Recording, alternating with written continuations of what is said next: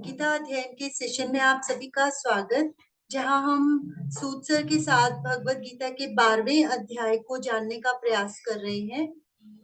कल सर ने हमें 12वें अध्याय के बड़े महत्वपूर्ण श्लोकों के बारे में अच्छे से समझाया था। आज हम उससे आगे चलेंगे। सर को प्रणाम और निवेदन कि आज के सेशन की शुरुआत करें। बहुत बहुत धन्यवाद और मेरी ओर से आप सबको प्रणाम। 12वें अध्याय की शुरुआत हुई थी 11वें अध्याय के अंतिम श्लोक से। वो आधार है 12वें अध्याय का। अर्जुन ने पूछ लिया कि वो जो आपने कहा है उस तरीके से जो आपकी पूजा करते हैं और जो दूसरे लोग हैं जो अदृश्य को जिसका क्षरण नहीं होता ऐसी शक्ति को जो अभी व्यक्त नहीं है, अव्यक्त है, ऐसी शक्ति की उपासना करते हैं, उन दोनों में से बढ़िया कौन है? तो कृष्ण जी ने उत्तर दिए दूसरे से लेकर के 7वें श्लोक तक जो भी उन्होंने कहा कि हाँ वो भी चाहिए, ये भी चाहिए, उसके साथ कुछ और बातें भी बताई। और 8वें श्लोक से फिर श्री कृष्ण ने बताया कि ये करो। उससे पहले के श्लोकों में है कि ईश्वर को कैसे प्राप्त होंगे या ईश्वर कैसे प्राप्त होगा, ईश्वर तक कैसे पहुंचोगे। अब 8वें श्लोक से जो शुरू होता है उसमें कहा है, अर्जुन को कहा है कि तू ये कर ले। अर्जुन को कहा है करने को, तो हम भी ट्राई कर सकते हैं कि क्या वही हम भी करें तो बनेगी बात। तो 8वें श्लोक में क्या कहा वहां से हम आज शुरू करते हैं, और किसी का कोई प्रश्न पिछले श्लोकों से भी रिलेटेड होगा तो उसकी भी चर्चा करेंगे। 8वें श्लोक में कहा, मयि मनः आधत्स्व, मुझ में मन को लगा। 3 शब्द, मयि मनः आधत्स्व, मुझ में मन को लगा, यानी ईश्वर में मन को लगा। अब जरा मेरी रिक्वेस्ट आप लोगों से है कि हम कैसे अपने मन को ईश्वर में लगाएंगे। अगर हमें ये आ जाए कि कैसे लगाएंगे तो आगे का रास्ता, आगे के श्लोकों को समझना हमारे लिए आसान होगा। जरा प्रयास करें और बताएं, बोल करके आप अपनी तरफ से कहें कि कैसे इसको करेंगे। मयि मनः आधत्स्व, मुझ में मन को लगा, यानी ईश्वर में मन को लगाना है। कैसे लगाएंगे ईश्वर में मन को? एनीवन करें ट्राई, जरा कोशिश करें कि ईश्वर में हमारा मन कैसे लगेगा, कैसे लगाएंगे हम।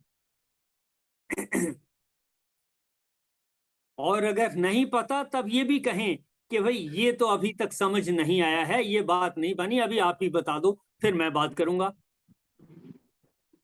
जब हम सब में भगवान को देखेंगे, अपने आसपास सब चीजों में भगवान को देखेंगे तो अपने आप ही मन उस भगवान में लगेगा। जब हम समझेंगे कि सब में भगवान है। आपने बिल्कुल ठीक कहा। अगर हमारी समझ में आ जाए ईशावास्यम इदम सर्वम, यहाँ सब कुछ ईश्वर में लिपटा हुआ है, हम भी ईश्वर में लिपटे हुए हैं, बाहर से भी भीतर से भी।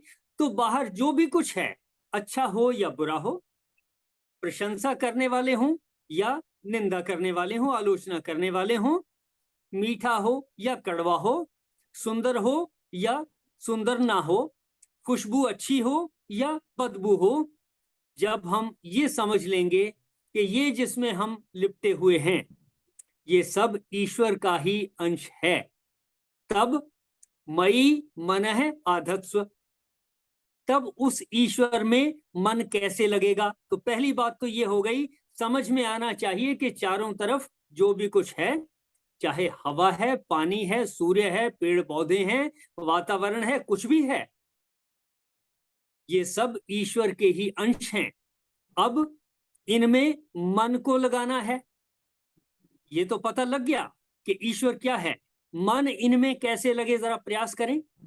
2 दूनी 4, हरे राम हरे कृष्ण, बार बार वहां तक अभी पहुंचेंगे, अभी सिर्फ इतना ही है। नहीं समझ में आएगी तो फिर ये अभ्यास की बात है, बिल्कुल ठीक कहा आपने। फिर रट्टा लगा लेना इसको कि ये सब हाँ, परमात्मा ही बार है। बार ये ठीक। ये महामंत्र अगर मन में बोलते रहेंगे तो मन कभी ना कभी तो ईश्वर में लग ही जाएगा। हरे ये राम ठीक हरे कृष्ण हरे राम हरे कृष्ण। ठीक। तो मई मनः अधत्स्व, ईश्वर में मन कैसे लगेगा, मन कैसे लगना है। अगर ये भी समझ में आ गया कि चारों तरफ जो कुछ है ये ईश्वर का ही स्वरूप है, उसमें मन कैसे लगना है, तब हमने, हाँ जी, तब हमने जब सोचना है मन में ही जब अपने मन आप से। हाँ जी, कहें। जब मन में ये हमने सोच ही लिया कि चारों तरफ भगवान है, हर चीज में भगवान है, तो बुद्धि भी वैसे ही विचार करने लग जाएगी, वैसे ही संकेत देगी बुद्धि भी। तो हमारा वो लक्ष्य भी उसी तरफ ही हम चलेंगे। ये बिल्कुल ठीक है, ये जो आपने कहा ये बात बिल्कुल ठीक है। जैसे जैसे ये घर करेगा हमारे मन में, इस बात ये बैठेगी बात कि सब कुछ ईश्वर का ही अंश है, तब हमें अपने आप से विचार आएगा कि हमने इसको, इसके प्रति नफरत में नहीं आना, हमने इसकी बेस्ट उपयोगिता क्या है उसकी तरफ सोचना है, किस चीज को किस जगह प्रयोग कर लें, खाने की चीजों को किचन में इस्तेमाल कर लें, जो खेत में जाने वाली चीजें हैं उनको वहां इस्तेमाल कर लें, यानी अच्छा है या बुरा है, सुगंध वाला है या दुर्गंध वाला है, उसको उस जगह पर उतनी मात्रा में उपयोग करना शुरू कर दें। तो धीरे धीरे हमारे मन में अपने आप जो कुछ आएगा और जो कुछ हम करेंगे, तब हम कह सकते हैं कि हमारा मन ईश्वर में लग रहा है। तो ये हुई 3 शब्दों की बात, मई मनः अधत्स्व, ईश्वर में मन को कैसे लगाएं, इन 3 शब्दों की डिस्कशन अभी हमने की। फिर कहा मई एव बुद्धिम निवेशय, मुझ में ही बुद्धि को लगा। पहले मन की बात थी, अब कहा मुझ में ही बुद्धि को लगा। कैसे लगेगी बुद्धि ईश्वर में, यानी जो कुछ हमारे चारों तरफ है उसमें हमारी बुद्धि कैसे लगेगी, सोचें जरा और कहें। हाँ जी, एनीवन? मन को लगाने की बात की। ऐसे ही जब मन में ये बातें रहेंगी तो फिर जो सोच होगी हमारी, बुद्धि से सोचते हैं हम, जो सोच है हमारी उसमें भी ये बातें बैठेंगी। तब हम कहेंगे कि जो बुद्धि निर्णय ले रही है कि ये काम करो और ये ना करो, ये करने से वातावरण का फायदा होगा, ये करने से वातावरण का नुकसान होगा, या ये ना करने से फायदा होगा, इसके ना करने से नुकसान होगा, ऐसे जो विचार हैं उनका निर्णय हमारी बुद्धि करेगी। यानी कि मन में जो विचार आए बुद्धि उसके ऊपर निर्णय लेगी। जब बुद्धि इस तरह से निर्णय लेगी कि वो निर्णय ऐसा होना चाहिए जिससे किसी ना किसी का भला हो, हर चीज की उपयोगिता हो, सद्भावना आए, जब ऐसी बातें बुद्धि में आएंगी तब हम कहेंगे कि बुद्धि ईश्वर में लग रही है। देखें जरा इन दोनों बातों के एक बार फिर मन में बिठाएं और कहें जरा कि हमने ये क्या 2 बातें डिस्कस की, मन को ईश्वर में कैसे लगाएंगे, बुद्धि को कैसे लगाएंगे। हाँ जी, एनीवन? मन ईश्वर में कैसे लगेगा, बुद्धि ईश्वर में कैसे लगेगी? हाँ जी सर, मन लगेगा कि हर चीज में, हरिओम सर, मन लगेगा ये सोच के कि हर चीज में भगवान का रूप देखें, उस ईश्वर को समझें। दूसरा बुद्धि ऐसा मैं लगेगी, थोड़ा सा मॉडिफाई करूं, हम ये कहें कि हर चीज ईश्वर का अंश है, ये समझना आसान होगा। हर चीज में ईश्वर को देखना ये थोड़ा इनकन्वीनियंट हो सकता है, हालांकि इसमें कोई खराबी नहीं, लेकिन अगर हम इतना मान लें कि सब कुछ पूरे अनंत का, पूरे ब्रह्मांड का ही हिस्सा है, ये आसानी से समझ में आता है। और पूरा अनंत, पूरा ब्रह्मांड सब मिलाकर, और उसमें जिस शक्ति से ये ऑटोमेटिकली चल रहा है सारा यूनिवर्स, इस सब को मिलाकर कहें तो ये हो गया ईश्वर का स्वरूप।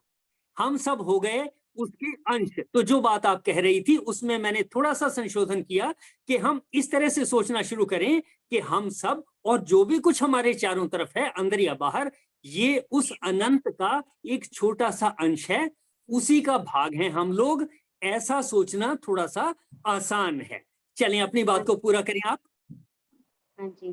और सर बुद्धि के लिए कि इस तरीके से कि हम जो भी सोचें वो उससे किसी का भला हो बुरा ना हो, और सब में सद्भावना के विचार अगर पहले हम खुद में करें और फिर दूसरे मिलने वालों में भी वो क्रिएट कर पाए। हाँ, ये बिल्कुल ठीक। यानी पहले विचार की बात आ गई, फिर बुद्धि ने निर्णय करना है कि ऐसा करने से सबका भला हो जाएगा, ऐसा ना करने से भला हो जाएगा, ऐसा करने से यानी किसी विपरीत तरीके से करने से गलत हो जाएगा, नुकसान हो जाएगा, कुछ और ना करने से कि पेड़ को पानी नहीं देंगे, पौधे को पानी नहीं देंगे, सूख जाएगा, पानी ना देने से नुकसान हो जाएगा, किसी छोटे पौधे को बहुत ज्यादा पानी दे देंगे, उससे भी नुकसान हो जाएगा। यानी कि बुद्धि ने निर्णय करना है कि किस मात्रा में कौन सा काम करना है या नहीं करना। तो ऐसा अगर हम करेंगे तब हम कह सकते हैं कि हमने मन को ईश्वर में लगा लिया और बुद्धि को भी ईश्वर में लगा लिया। चलिए आगे चलते हैं। कहा मुझ में मन को लगा, मुझ में ही बुद्धि को लगा। अतः ऊर्ध्वम, इसके बाद यानी जब मन ईश्वर में लग गया, बुद्धि भी भले बुरे के पहचान के हिसाब से उन कामों में लग गई। इसके उपरांत क्या होगा? मयि एव निवसिष्यसि, मुझ में ही निवास करेगा। यानी करने वो दो काम हैं और तब हम ईश्वर में ही निवास करेंगे। यानी हम उस अनंत का हिस्सा, अपने मन में ये बात आ जाएगी और हम उस अनंत का एक कंस्ट्रक्टिव पार्ट हो जाएंगे, डिस्ट्रक्टिव की बजाय कंस्ट्रक्टिव हो जाएंगे। ये फर्क पड़ेगा। इसको कहेंगे मयि एव निवसिष्यसि। संशय न, इसमें कोई डाउट नहीं है। तो करने वाली बातें क्या हुई? मन को सभी चीजों में लगाना, ईश्वर में लगाना, बुद्धि को ईश्वर में लगाना, मन से जो विचार आए और बुद्धि से निर्णय करना कि ये विचार सद्भावना के लिए, सत्कर्म के लिए इस्तेमाल हो जाए, उस तरफ को कन्वर्ट हो जाए, डाइवर्ट हो जाए। अगर ऐसा हो जाता है तो हम ईश्वर में ही निवास करेंगे, इसमें कोई डाउट नहीं। ये था श्लोक नंबर 8। अब चलते हैं श्लोक नंबर 9 पर। श्री कृष्ण जी ने कहा अथ चित्तम, यदि मन को, अथ यानी यदि, चित्तम मयि स्थिरम, चित्त को मुझ में स्थिर करके, समाधातुम, स्थिर स्थापित करके, चित्तम मयि स्थिरम समाधातुम, चित्त को मेरे में अच्छी तरह से स्थिर करके। कैसे होगा अच्छी तरह से स्थिर? जो बातें हमने पहले की कि सब चीज को में ईश्वर ही को, ईश्वर का ही अंश मानेंगे तो धीरे धीरे ऐसा हो जाएगा। यदि मन को मुझ में स्थिर समाधातुम न शक्नोषि, कि ये नहीं हो रहा, यानी सोच तो रहा हूं ये ईश्वर के अंश हैं, लेकिन मन में बैठ नहीं रहा, पक्का नहीं हो रहा। अगर वो पक्का नहीं हो रहा तो बुद्धि भी उस तरफ को नहीं लगेगी। तो अब बता रहे हैं कि अगर ऐसा ना हो पाए तो फिर क्या उपाय है? यदि अथ चित्तम स्थिरम समाधातुम न शक्नोषि, चित्त को ईश्वर में अचल स्थिर स्थापन करने में सशक्त नहीं है, समर्थ नहीं है, आपसे हमसे ऐसा नहीं हो रहा, तो तब कहा धनंजय, हे अर्जुन, अभ्यास योगेन, जो अभी मैडम बात कर रही थी, 2 दूनी 4, पक्का रट्टा लगा लो, ये ईश्वर है ही है सब कुछ, बस कोई कुछता रहे, कोई कुछ कहे, चारों तरफ ईश्वर ही है, सब अच्छे हैं, इसका अभ्यास। कहा अभ्यास योगेन, अभ्यास के योग से, योग के अभ्यास से, इस तरह से सोचने के अभ्यास से, माम आप तुम इच्छ, मुझे प्राप्त करने की इच्छा कर। तो क्या इलाज बता दिया कि अगर मन ईश्वर में नहीं लग रहा, बुद्धि ईश्वर में नहीं लग रही, बात नहीं बन रही, तो दूसरा इलाज बताया कि जरा फिर अभ्यास करो, कि ये चारों तरफ ईश्वर है ही है, चाहे कोई कुछ कहे, मुझे कोई बहकाए, कोई मुझे कोई कैसा भी लॉजिक दे, मुझे नहीं सुनना। बस मुझे तो ये गुरु मंत्र मिल गया कि भाई सब कुछ ईश्वर ही है, सब कुछ ईश्वर का ही अंश है, बस इसके ऊपर डाउट नहीं रहा। चाहे कोई गालियां देता है, चाहे कोई अच्छा कहता है, बुरा कहता है, खाने को अच्छा मिल गया, थोड़ा कम मिल गया, नमक ज्यादा हो गया कि मिर्च ज्यादा हो गई या कम हो गई, वो इलाज देख लो। लेकिन ये कि वो ज्यादा नमक भी ईश्वर का ही रूप है, कम मिर्च भी ईश्वर का ही रूप है, सब कुछ ऐसा मानने का अभ्यास, प्रैक्टिस करनी। अभ्यास योगेन, योग के अभ्यास से ईश्वर के साथ युक्त हो जाने के, जुड़ जाने के का अभ्यास करना है। ऐसा करते हुए क्या करना है? माम आप तुम इच्छ, मुझे प्राप्त करने की इच्छा कर। ये था श्लोक नंबर 9। देखें यहां तक किसी का कोई प्रश्न? अभ्यास की बात आ गई। आज की चर्चा को इन्हीं 2 श्लोकों तक सीमित रखेंगे। आप अपनी बात कहें, कोई छोटा प्रश्न है तो पूछें, अथवा बताएं और कहें कि आज के 2 श्लोकों में से हमने क्या सीख लिया, कैसे इंप्लीमेंट करेंगे अपने लाइफ में।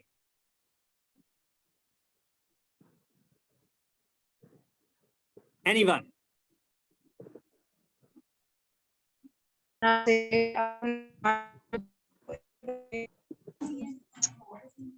आपकी फिर से आवाज कहें। कट रही है रेणु जी, आपकी आवाज,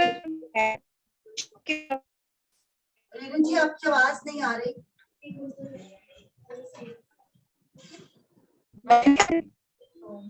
नहीं, आवाज नहीं आ रही है। सिग्नल कहीं वीक है, आवाज नहीं आ रही ठीक से। निरुपमा जी कुछ कहना चाह रहे हैं? हाँ जी। नहीं दीदी, नहीं दीदी, मैं कुछ नहीं कह रही। All right, anyone else? कि आज के 2 श्लोकों से हमने क्या जाना? पहले वाले श्लोक में क्या कहा गया कि मुझ में मन को लगा, मुझ में बुद्धि को लगा। दूसरे श्लोक में क्या कहा? अगर ये पॉसिबल नहीं है तो योग का अभ्यास कर ले। इतने में बात खत्म हो जाएगी। और योग का अभ्यास करते हुए, प्रैक्टिस करते हुए मुझे पाने की इच्छा कर, ईश्वर को पाने की इच्छा कर। ये 2 बातें कही गई। अब इन्हीं 2 बातों में आप में से कोई कहे कि हमने आज के 2 श्लोकों में क्या जाना जिसको हम इंप्लीमेंट कर सकते हैं। हाँ जी, जय श्री कृष्ण जी। हाँ जी, हाँ जी, हाँ जी, जय श्री कृष्ण जी। हाँ जी। असल में अगर हमारा मन और बुद्धि भगवान में नहीं लग रहा, भगवान तो यही कर रहे हैं, तो अभ्यास करता रहे, अभी भगवान ही सब कुछ है, तो अपने आप ही इम्प्लीमेंट दिमाग में अपने आप ही कभी नहीं, क्योंकि भगवान ने उसको रास्ता दिखा देना है, भाई मैं ही सब कुछ कर रहा हूँ। उसको समझ आ जाएगा, उसको जरा देर में समझ आएगा। अगर मन और बुद्धि को पहले ही लगा ले, फिर अभ्यास करने की जरूरत नहीं उसको। बिल्कुल ठीक, आपने बहुत आसानी से, बहुत सिंपल तरीके से बता दिया कि अगर पहले से ही मन में आ जाए और बुद्धि में आ जाए, फिर कुछ और करने की जरूरत नहीं है, फिर अभ्यास की जरूरत नहीं, वो बैठ ही गया। फिर वो कईयों के दिमाग में बहुत बाद में आता है। हाँ, नहीं, ठीक ठीक ठीक ठीक।